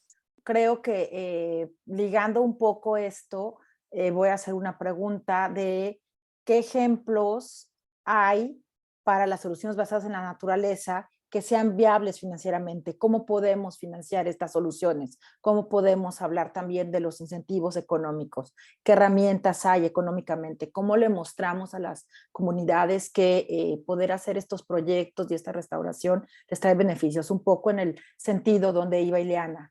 No sé quién quiera tomar la palabra. Maybe Ben. Absolutely, and thank you. You know, at the center of our report on the part 2, we really talk about the importance of a blended finance approach. And the reason being is that there is no single source of financing that can really make a large scale project happen, right? It's tempting to talk about blue carbon financing, but the reality is, given the price of carbon, it's very low, and the steps that come before the actual generation of carbon credits, the feasibility assessments, the permitting, restoration plans, stakeholder engagement, all of these components can't necessarily be financed upfront with carbon credits. And in cases where they are, there's a lot of risk, right, for the investor if those benefits or those credits are not realized as initially projected. These are long-term projects. Many of these projects take decades to be actualized. So when we think about financing these projects, I think it's really important that we continue to emphasize the importance of philanthropic contributions as well as government support. I think these sources of financing can be very useful and should be leveraged, especially in those initial phases, to conduct some of the studies that need to be done in order to even get a project to the stage where it's ready to be implemented, and carbon credits are even a viable option. So I think it's really important that we blend these various sources in order to kind of create a more complete picture. As far as some of the other ecosystems, so mangroves, of course, have huge carbon benefits, but they also have, natural infrastructure benefits directly to communities from storm protection, erosion prevention, providing habitat for fisheries and for ecotourism opportunities. These benefits need to be quantified and conveyed to investors. It's not just about the carbon benefits, it's about the whole suite of ecosystem services. I think mangroves specifically have a lot of carbon benefits that can be, economically realized. Seagrasses also are huge carbon sinks, but I think there are a lot of challenges with doing large scale seagrass restoration that may preclude it from a lot of the carbon market. Now, this is a benefit we can talk about, especially in relationship to the conservation of seagrasses, but the restoration of seagrasses, we have yet to see any large scale projects that really are economical to certify for the generation of carbon credits. Now, coral reefs really aren't blue carbon. Now, they technically do contain quite a bit of carbon, but they're not usually considered within the same realm, or there are no methodologies, if you will, to quantify that and then to monetize it through carbon credits. But once again, coral reefs have a lot of different benefits for coastal communities from a protection perspective, ecotourism, biodiversity, and habitat. So, when we combine these various different elements, these different habitats within a fuller picture, we can present a more intriguing investment opportunity that really leverages the distinct advantages of each habitat type and how they interconnect with one another. You can't really have necessarily healthy mangroves and seagrasses without healthy coral reefs, and vice versa. Now, in relationship to pollution reduction, that's a whole other set of kind of investment ideas and investment opportunities. A lot of them relate to infrastructure directly, wastewater treatment being very high on the list. And it's really pollution, nutrient pollution, sediment pollution. These are leading drivers of coastal ecosystem degradation. So unless we're addressing what's happening with water quality, a lot of our restoration and conservation efforts will be moot, right? So it's really important to kind of combine all of these elements into a fuller picture, not only from the habitat piece, but also from the pollution and water quality piece. Now, there are emerging more novel instruments to finance some of this work, these large scale projects. Blue bonds have emerged as a leading contender for really kind of channeling large amounts of financing from large investors. But blue bonds are, they're a debt instrument. So there's significant risks as far as how you actually kind of monetize these benefits and how you provide a return for those bond holders. And so that's not something that's really been done for blue carbon yet, but it's certainly high on the list as a way to really channel a lot of money from institutional investors. The other instrument I want to talk about is parametric insurance policies. These, differ from, normal liability or indemnity insurance policies in the sense that when certain conditions are met, payouts are immediate or automatic.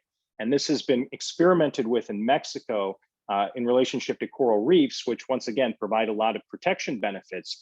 If certain thresholds are met, associated with a strong tropical storm or a hurricane, those payouts are immediate, so that work can be initiated immediately to repair some of these structures and to restore some of those ecosystem services in a timely manner. There has been talk about applying parametric policies to mangroves and seagrasses as well. These are emerging instruments, but I think there's something there when we can combine all of these different elements, whether it be from insurance or bond or debt instruments, or from traditional philanthropic or government financing or carbon markets. We really create a fuller picture that allows us to channel large amounts of financing to large scale projects.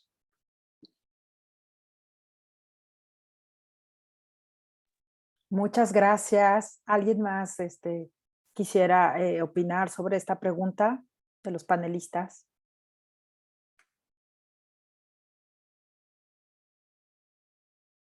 Quizá yo, Ale, bueno, de acuerdo con todo lo que comentó Ben, realmente creo que nos da un repaso muy rápido y amplio de las opciones que hay.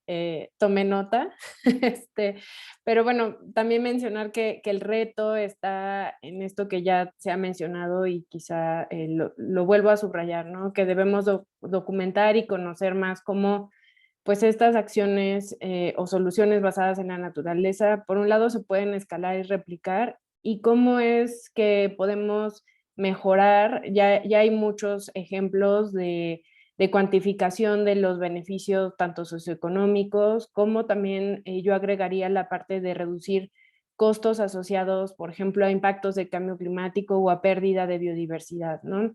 Sé que es un reto y es, por otro lado, también ambicioso, pero es algo que debemos avanzar. Creo que con todas las opciones que ha mencionado Ben, que creo que ya las estamos explorando, pero debemos también, por otro lado, creo que fortalecer nuestras capacidades y conocimiento y cómo se pueden ir adecuando estas herramientas, pues en este caso al contexto mexicano.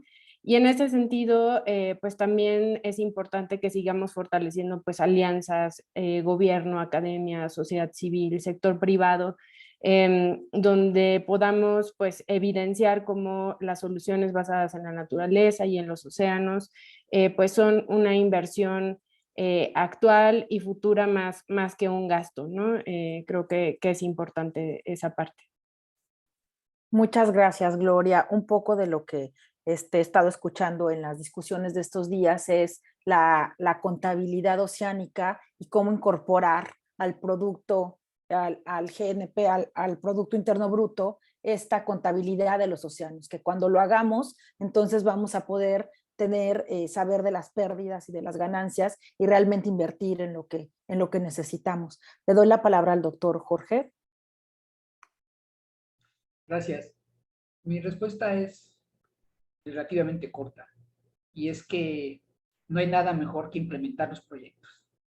Es decir, podemos hacer cualquier discurso, cualquiera buenas intenciones, hacer un muy buen análisis, pero si eso no se lleva al terreno y se demuestra, no pasa nada. Recordemos que hay una gran variabilidad en el comportamiento de los ecosistemas. Entonces, una estrategia es eso, una estrategia. Ahora, hay que llevarla al terreno y de seguro va a haber adecuaciones, modificaciones, cambios para cada lugar, para cada sitio, porque incluso cada comunidad tiene formas distintas de pensar, es decir, y nos pasa a nosotros. Progreso no piensa igual que Celestún no piensa igual que Sisal no piensa igual que Chelén, y Chelén no empieza igual que Xcalac. Son comunidades que piensan distinto por su contexto histórico y actual. Pero si no implementamos proyectos, si no los llevamos al terreno, entonces lo que vamos a seguir es viendo lo que estamos viendo. Se están rellenando manglares, se están abriendo bocas, se están construyendo carreteras en la manera adecuada. Entonces, hay que implementar los proyectos. En el terreno podemos ir adecuando y podemos ir adecuando la estrategia. A mí la preocupación, porque paso pues 3 de los 7 días de la semana en el campo, es que cada vez que voy a ver el campo, veo más rellenos y más áreas degradadas. Entonces, sí es preocupante, ¿no? Y como es un desarrollo, incluso como le llamamos en México, hormiga, pequeño, pues básicamente no se nota, digamos, a las escalas incluso que hacen las evaluaciones globales y cartografía, no se notan, pero el sistema sí lo nota, ¿no? Y entonces se está llevando el deterioro. Y hay preocupación en la pesca, hay preocupación en las inundaciones, hay preocupación incluso en las actividades turísticas que se han implementado en los sitios. Entonces, y incluso México ahorita tiene unas organizaciones que están en pro de la restauración, ¿no? Algo así como para tener una política nacional de restauración. Yo con todo respeto les he preguntado, ¿y cuántos proyectos han implementado? Están implementando. A mí me preocupa la implementación de los proyectos.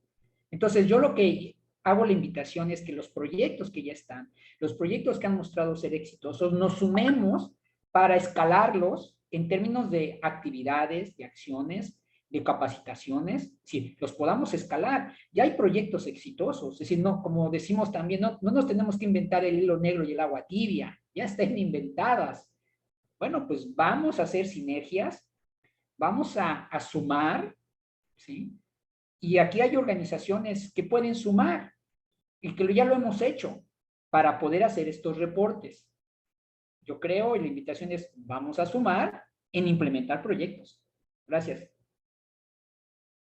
Muchas gracias. Le doy la palabra a Valeria. Estás en mute.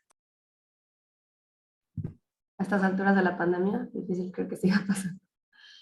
Como comentó mi compañera, pues ya dijeron la mayoría de las cosas que tenemos en mente normalmente. A mí nada más me gustaría recalcar esta parte de finanzas combinadas introdujo Ben, que aquí es importante también nosotros como implementadores, como técnicos, como gobierno, empezar a hablar este idioma de las finanzas, porque son términos que suenan muy retadores. Entonces, obviamente, asociarnos con el sector, pero también no cerrarnos y no como quedarnos en las mismas aproximaciones que siempre tenemos, sino intentar estas nuevas iniciativas innovadoras y a la vez la gente que está del lado de la finanza, de las finanzas, abrirse a estas iniciativas, a las soluciones basadas en la naturaleza, a verlo más allá de la filantropía y entender que pueden ser bancables. Entonces creo que es un esfuerzo de ambos bandos y sí, empezar a hablar el mismo idioma.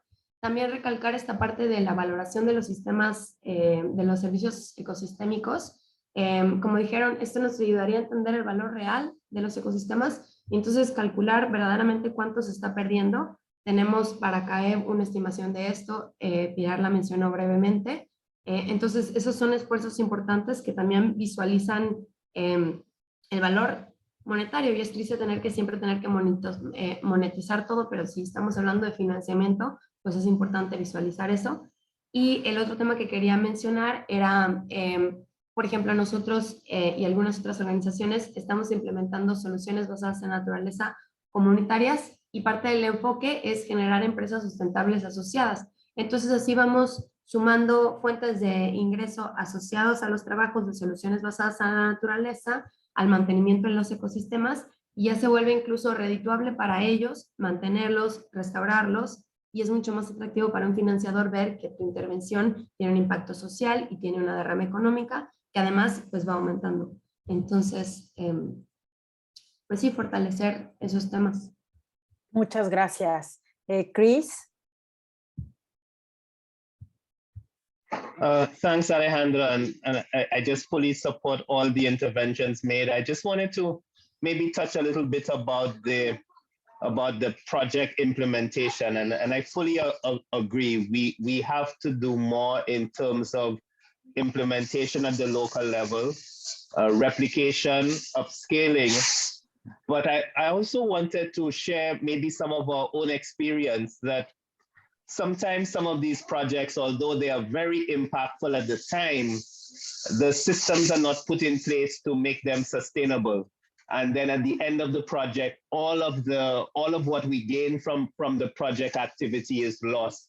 So as I think Ben mentioned, we really have to also strengthen the enabling systems, whether it's the strategies or the national policies. I know it can be frustrating, but I think it's important that the right incentive measures are put in place, the right disincentive measures are put in place, whether it be for the tourism sector, the fisheries sector, land use, coastal development, because those are the ones that really then are impacting on the ecosystems that we are trying to restore and we are trying to protect.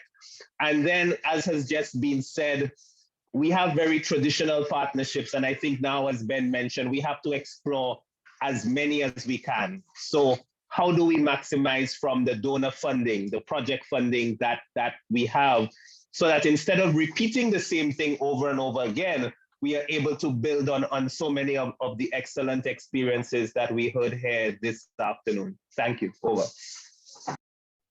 Muchas gracias, Chris. Muchas gracias por las intervenciones de todos. Creo que esta parte del financiamiento es una parte que todavía nos falta platicar más, que sea parte más de los foros. ¿Cómo se hace este financiamiento? Siempre se habla de los proyectos, y la parte de financiamiento es, bueno, vamos a ver cómo lo buscamos, vamos sin que tenga como toda esta estructura. Nosotros en la Ocean Foundation hemos tratado de trabajar un poco en eso. Hicimos una valoración económica del sistema recifal mesoamericano, también con WRI. Ese es otro proyecto que presentamos, y creo que es esa parte de darle valor a todos estos servicios ecosistémicos, el valor que tienen cada uno para las comunidades. Esa es la parte que tenemos que tener más estudios y trabajar más en esto, para que la implementación de los proyectos pueda venir acompañada de las dos cosas. Me gustaría, ya estamos por cerrar, que hacer una reflexión final de cada uno de los panelistas, que en un minuto nos puedan decir cómo sienten que en México, a nivel regional, en los diferentes países, estas soluciones basadas en la naturaleza pueden contribuir a las contribuciones nacionales determinadas de los países. ¿Cómo priorizar esta implementación? Si les puedo ir dando a cada uno la palabra para hacer esta última como reflexión final. No sé si quién quiere empezar. ¿Vale? Claro. ¿Puedes repetir la segunda parte de la pregunta, por favor, Ale? Es cómo contribuyen a la NDC y cómo priorizarlas, perdón. Bueno, pues como mencioné al inicio, estas intervenciones contribuyen tanto a la mitigación como a la adaptación al cambio climático. Entonces, la conservación y la restauración de ecosistemas costeros pueden ser herramientas clave, y vale la pena que sean integradas en las estrategias nacionales de adaptación y de mitigación. Nuestra NDC, especialmente la de adaptación más reciente, tiene todo un segmento en esa materia. Entonces creo que tenemos un avance, pero podemos hacerlo en las estrategias también locales, y los gobiernos subnacionales pueden jugar un papel importante para eso. Y una vez más, contemplando más allá de los beneficios directamente de adaptación y mitigación, sino también considerando que pueden tener una aportación económica importante cuando son bien manejados y cuando no se lleva a la explotación. Entonces, considerando que como reducen la vulnerabilidad ambiental y económica de las comunidades, vale la pena definitivamente integrarlas en instrumentos. Y bueno, la capacidad de captura y almacenamiento del carbono nos puede ayudar definitivamente a cumplir nuestros objetivos de reducción de emisiones adquiridos en el Acuerdo de París. Entonces también ahí, y estoy segura que nuestros compañeros del Sinvestav ahondarán más en el tema, pero la parte de línea base de carbono azul, cuánto capturan los manglares, muchas veces en los inventarios no se considera más del primer metro, entonces eso no solo es cuánto se puede capturar, sino cuánto se pierde cuando esos ecosistemas se deterioran. Y luego por la parte de cómo priorizar qué soluciones implementar, pues ahí es cuáles son las prioridades políticas, cuáles son las prioridades del fondeador, de la comunidad. Como son una herramienta tan versátil, pues hay muchísimos factores que se pueden considerar para priorizar. Si hay un objetivo muy específico que puede ser, queremos que mitiguen el cambio climático, entonces, bueno, la captura de carbono o contribuir económicamente, bueno, la derrama económica, entonces se puede traducir a una métrica común. A veces como que se trivializan un poco si solo nos centramos en captura de CO2, tienen muchísimas aportaciones que vale la pena hacer quizás una matriz de beneficios y con una principal objetivo en mente. Y por ejemplo, lo que nosotros hicimos desde el proyecto CAEP, que es esta parte de valoración económica de los servicios ambientales que se proveen, a mí personalmente no me gusta monetizar todo, creo que se pierden muchas cosas que no necesariamente se pueden traducir a materia económica, pero bueno, esto facilita muchísimo la toma de decisiones, la priorización y permite lograr una unidad común entre servicios e intervenciones muy diferentes. Muchas gracias. Gloria. And I'll jump in here too. Gracias. I think, NDCs, of course, are at the heart of the Paris Agreement, incredibly important in our fight against climate change. It's been very wonderful to see the increasing focus on coastal ecosystems and blue carbon, especially in the latest renewal. I think there's a lot more to go as far as kind of quantifying the spatial and carbon benefits of these ecosystems for many countries that don't necessarily have the capacity to do so currently, but are very rich in these resources. But I want us to remain mindful of, the idea of additionality, which really is a very important component of, blue carbon or carbon certification in general, carbon accounting. It's wonderful that many of these places have huge extents of, mangrove or seagrass ecosystems.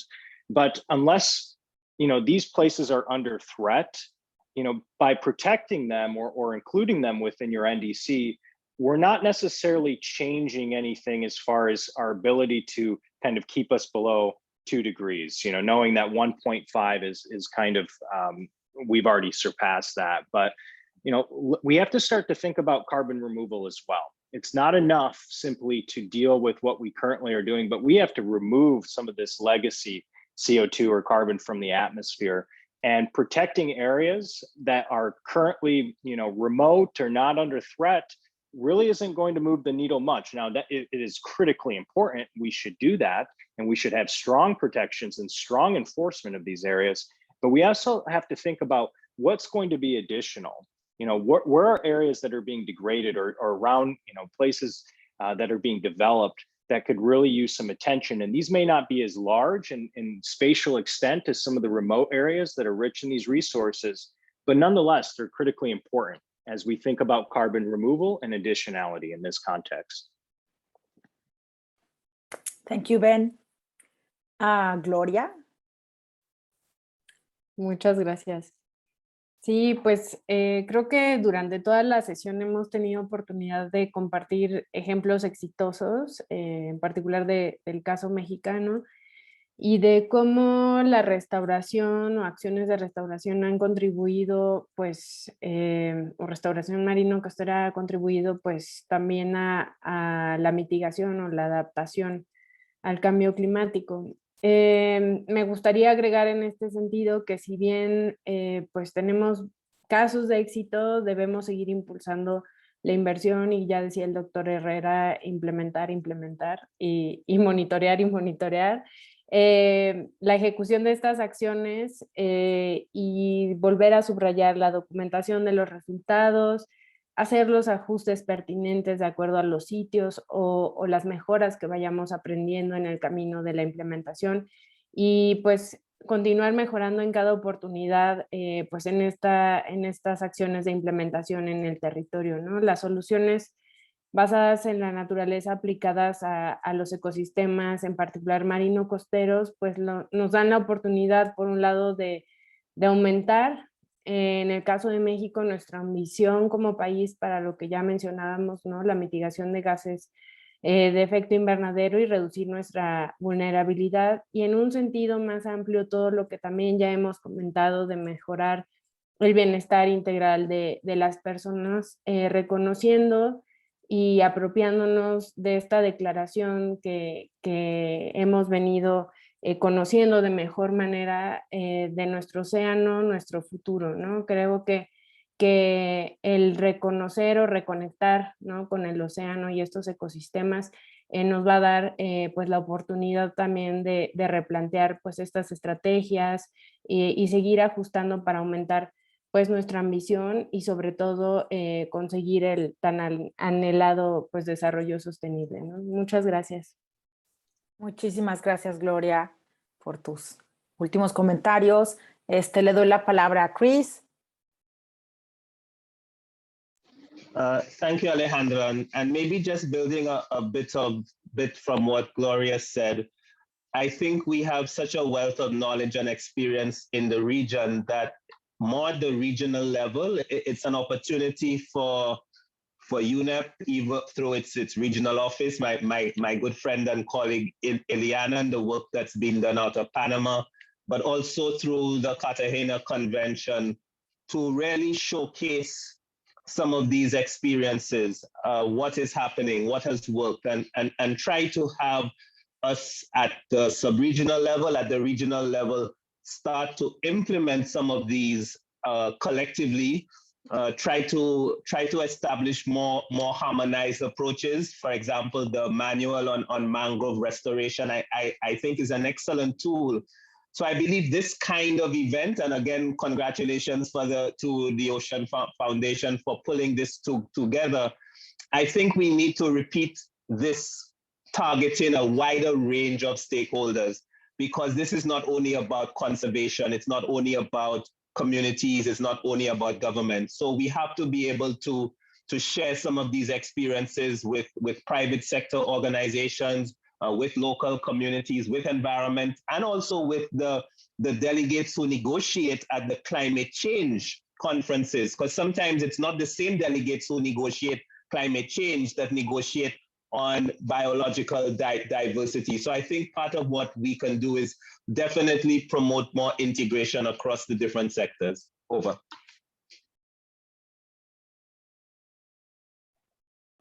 Muchas gracias, Chris. No sé, le voy a dar la palabra al final a Ileana para que nos ayude con el cierre. Le voy a dar ahorita la palabra a Claudia. Gracias. Hola a todos. Pues para concretar y abonar, ¿no? Y aportar, aparte de lo que todos han dicho, si bien la restauración puede ayudar mucho a la parte de soluciones basadas en naturaleza, el mensaje que yo quiero dejar es corroborar, hacer la aplicación de proyectos, ¿ok? Ejecutar, pero no olvidar que es un trabajo en equipo, que hacer a la par la ejecución de proyectos, pero también trabajar en la normativa, en fomentar el equipo. ¿Qué quiere decir? Coincido en invitar a las instituciones privadas a estas acciones que se involucren, ¿ok? Pero que sea a la par, o sea, que todo lo que vayamos haciendo desde nuestros diferentes frentes, desde nuestras diferentes instituciones, se vaya realizando, porque aún así también para llevar los proyectos de restauración falta todavía mucho conocimiento, ¿no? Entonces, generar, obviamente estoy en la parte de educación, de fomentar todavía a generar este conocimiento de la ecología de la restauración para la aplicación de proyectos de restauración. Y hacerlo también, no olvidar y corroborar lo que dice Ben, que es muy cierto, de no olvidar esta conectividad entre ecosistemas, ¿no? O sea, porque podemos enfocarnos solamente en uno, pero también estamos perjudicando a los pastos o los pastos benefician y verlo a manera de cuenca. Pero también algo que es importante, de que no hay que olvidar que estamos ya en el segundo año de la década de la restauración y no sabemos cuánto realmente hemos restaurado. Entonces, creo que ahí tenemos que ir avanzando también, de que si bien los proyectos son a pequeña escala, tenemos que hacer que funcionen estos proyectos, ¿ok? Entonces, es trabajar a la par, ir ejecutando, ir trabajando entre todos al mismo tiempo. Yo sé que es pesado, ¿no? Cada uno desde nuestras trincheras no es tan sencillo, pero creo que podemos hacerlo, ¿no? Entonces, para tener un mayor éxito y poder cumplir, ¿no? Y más que nada, aparte de cumplir estos acuerdos internacionales, nacionales, porque es para nuestros propios beneficios y hacer este intercambio de experiencias. Algo que también quiero resaltar, que creo que nos falta y es algo que siempre he fomentado, de que siempre hablamos de los éxitos de la restauración, pero nunca mencionamos los no éxitos de la restauración, porque se han llevado a cabo muchos proyectos, pero no hemos identificado el por qué no han funcionado. Entonces yo creo que invitarlos a hacer este intercambio de experiencias, ¿por qué? Para no seguir cometiendo el mismo error.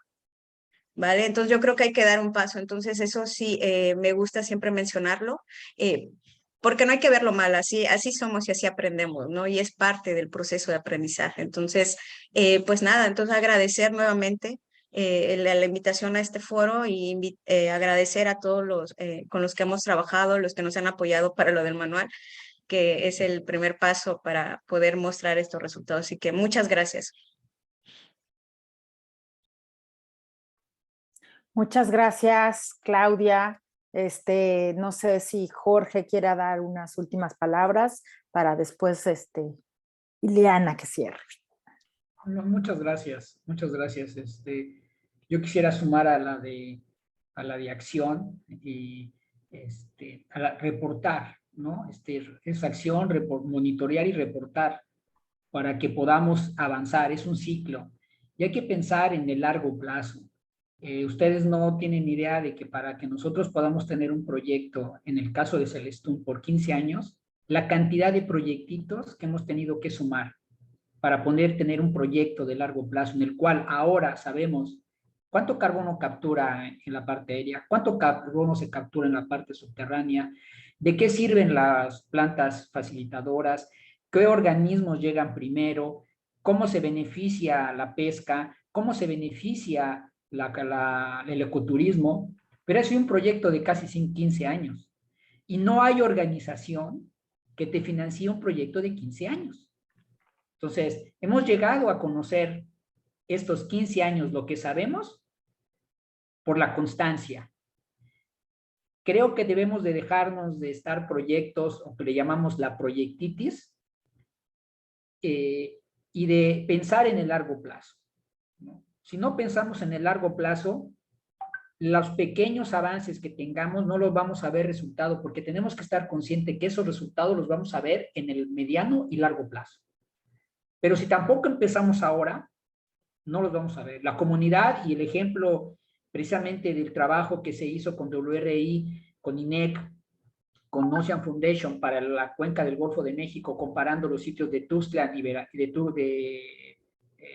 Veracruz y de Yucatán, lo que demuestra es de que tener un proyecto de largo plazo permite a la comunidad, después de una acción de restauración, tener la capacidad ya de estar adaptada, porque está utilizando el sitio.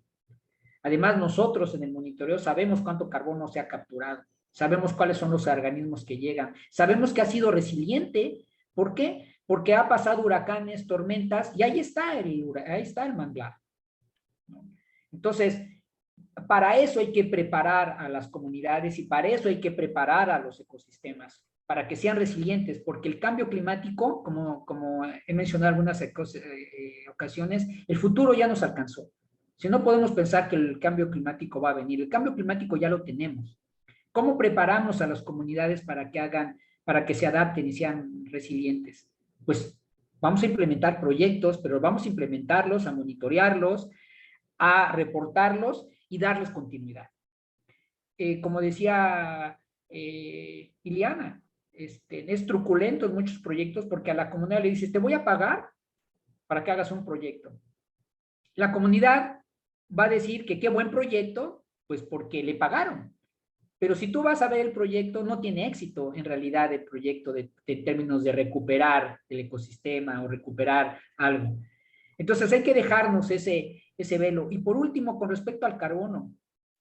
El carbono no es la solución, no es la panacea de la que se está hablando, pero sí es un paraguas que puede servir muy bien para cobijar todo lo que está debajo del carbono. Porque lo que genera el carbono son todos los demás servicios ambientales. Y les pregunto a mis estudiantes, díganme un solo servicio que no esté asociado al carbono. Cualquier servicio ecosistémico, piensen que no esté asociado al carbono. Entonces el carbono es el paraguas, pero no hay que olvidar todo lo que está debajo de él. Y sí, los créditos de carbono son una alternativa, pero también puede ser que los créditos de biodiversidad sea otra alternativa, los créditos de protección sean otra alternativa, etcétera. Hay que empezar a diversificar esos aspectos, ¿no? Porque el carbono, sí, pero hay otras formas de mitigar y de adaptarse y reducir la vulnerabilidad a lo que ya estamos viviendo, que es el cambio climático. Y si no, vean la foto de atrás que tengo, que es como un huracán dañó manglares, y esa agua roja que ustedes ven de la cantidad de tanino que se descargó en los manglares de Yucatán. Entonces, el futuro ya nos alcanzó. Por eso he insistido mucho en implementar ya proyectos de restauración, incluyendo lo de conservación. Y por último digo que conservar no significa no actuar, ¿no? Conservar significa tomar acciones para mantener los procesos que dan la funcionalidad al ecosistema de manglar y de todos los demás. Muchas gracias por esta invitación. Muchas gracias. Le voy a ceder la palabra a Ileana para que nos ayude con sus conclusiones. Creo que Ileana quiere hacer una foto de grupo, así es que si todos pueden prender sus cámaras. Al final podemos ver la foto, ¿no? O ahorita. Pues si quieres de una vez y luego ya das la conclusión para que antes de Muy que bien. se acaben de ir todos. Claudia, tu cámara. Connie, Risa. Rosalía, Paola, también. Todos. Cordy, could you put everybody that is part of the, maybe while Ileana is giving her closing remarks, we can put everybody so we can have a photo of everybody that attended. Thank you. Muchas gracias, Alejandra, por el privilegio de dar estas palabras finales ante un nutrido y privilegiado grupo de científicos y personas con grandes experiencias y que nos han nutrido. Ha sido muy, muy interesante, la verdad, sobre todo esta discusión. Y es donde nos damos cuenta que todas las dimensiones sociales, económicas y ambientales convergen.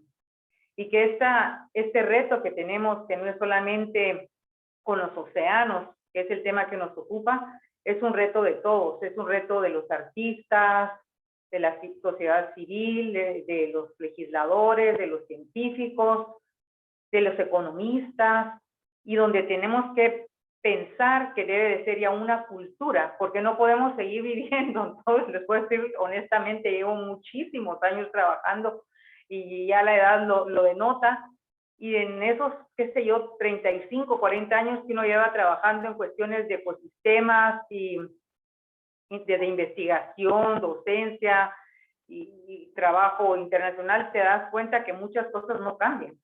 O sea, que nos seguimos, yo a veces, muchas veces digo, estas discusiones yo las tuve cuando tuve 20 y pico de años. Entonces, lo que tenemos que hacer es formar una comunidad de práctica, porque no me van a dejar mentir que muchas de las cosas que escuchamos hoy aquí, aprendimos unos de los otros desde el punto de vista de las finanzas, de la mitigación, de los científicos, y tenemos que quizás pensar en una comunidad de práctica, donde quizás no nos unamos muy frecuente porque todos tenemos agendas muy apretadas, pero digamos al menos una vez cada 2 meses, para, digamos, nutrirnos de una manera donde también nos colaboremos. Y con respecto a lo que mencionaban, que elaborar una línea base, Claudia mencionaba, nosotros estamos elaborando una línea base para Latinoamérica y el Caribe y esperamos tenerla, pues la primera versión, porque creo que una línea base es algo dinámico, que vamos y ponemos hasta un final, pero la vamos a tener idealmente para finales de este año. Y estamos elaborando 5 propuestas de proyectos para la región y nos encantarían sus insumos, porque son proyectos que UNEP no va a ejecutar. Nosotros ya no somos ejecutores, somos nada más implementadores. Entonces, creo que se está poniendo mucho dinero a disposición de lo que es la restauración de ecosistemas costeros, terrestres y oceánicos. Y lo que quisiera compartirles es que existe un plan de restauración de ecosistemas que fue aprobado por sus ministros, por nuestros ministros para toda Latinoamérica y el Caribe. Y ese plan de restauración es una herramienta que se está utilizando y se está refinando para empezar a implementar las actividades. Y uno de los temas más relevantes es la parte financiera, porque ¿cómo lo hacemos sostenible? ¿Cómo hacemos que se vuelva una cultura? ¿Cómo hacemos que las poblaciones, las comunidades que tanto nos interesan, se beneficien? Porque si pudiésemos hablar de carbono azul, de secuestración de carbono, ¿cuál es el beneficio para una comunidad? Digamos, si también no va a haber un beneficio tangible para mejorar su calidad de vida, aliviar su pobreza, para que tenga más educación y servicios de agua limpia.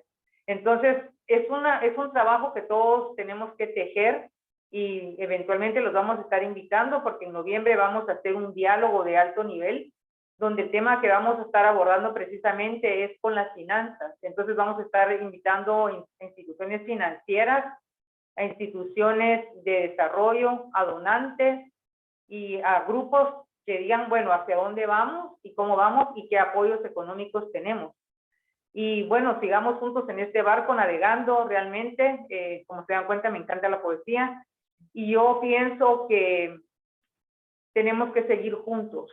La academia, la sociedad civil, las fundaciones, las organizaciones internacionales y con representación de jóvenes, porque a los jóvenes son los que van a ser los que reciben tanto los beneficios como también todos los daños de lo que nosotros en esta generación no hemos podido solventar. Entonces, muchas gracias a la Ocean Foundation, a todos los científicos, al Convenio de Cartagena por haber realmente sido el fuego, yo diría, que ocasionó todo esto, digamos, poniéndonos a todos juntos para trabajar en manglares, en pastos marinos y en diferentes grupos de corales, para que nosotros todos juntos podamos ver cómo construimos una mejor sociedad y una mejor región. Muchas gracias a todos. Muchas gracias Ileana, muchas gracias Valeria, Gloria, Claudia, Ben, Jorge, Chris, muchas gracias por haber participado, por haberme ayudado a acabar de construir esta agenda. Creo que fue muy importante hacer esta presentación de los 3 proyectos que fueron de las cosas felices que pudimos tener de la pandemia, poder construir algo positivo.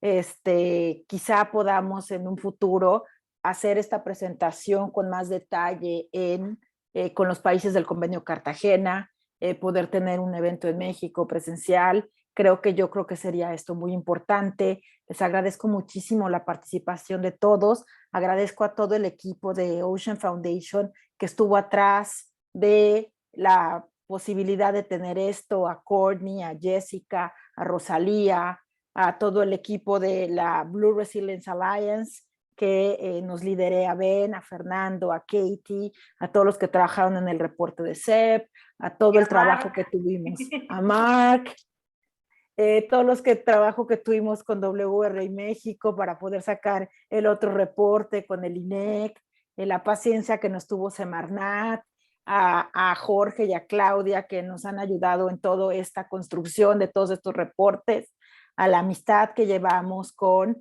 el secretariado de la Convención de Cartagena para poder hacer estos trabajos. Creo que ha sido una colaboración muy fructífera de la Ocean Foundation en estos últimos 3 años, desde que nos conocimos todos. Les agradezco mucho que pudiéramos hacer posible este side event dentro de la conferencia de océanos. Creo que es muy importante. No saben cuánta gente me pidió que esto hubiera sido presencial estando aquí, que esperaban ir a algún hotel o algún lugar a verlo. Vamos a mandarles a todos los que nos están pidiendo esta grabación, mandarles los documentos a los que se inscribieron, a los que estuvieron aquí. Les agradezco mucho su tiempo y pues no podemos prender las cámaras de todos los participantes porque no todos aceptaron ser panelistas. Entonces tomaremos la foto nada más de nosotros. Muchas gracias. A ver, todos sonrían para la cámara. Muchas gracias. Muchas gracias por estas 2 horas de tiempo. Les agradezco muchísimo. Las presentaciones se las vamos a mandar en un correo a todos los que nos están pidiendo. Y pues desde aquí ya es buenas noches. Que todos tengan una excelente resto de la semana. Les agradezco mucho. Hasta luego, nos despedimos. Muchas gracias a todos. Gracias. Hasta Hasta luego. todos, que sigamos trabajando juntos. Claro que sí. Así Claro será. que sí. Muchas gracias. Gracias, Chris, Thank you all. por estar aquí en tus Adiós, vacaciones. Bye. Un placer. Gracias a los Un intérpretes. placer, de nada. Gracias. Adiós. Bye. Adiós.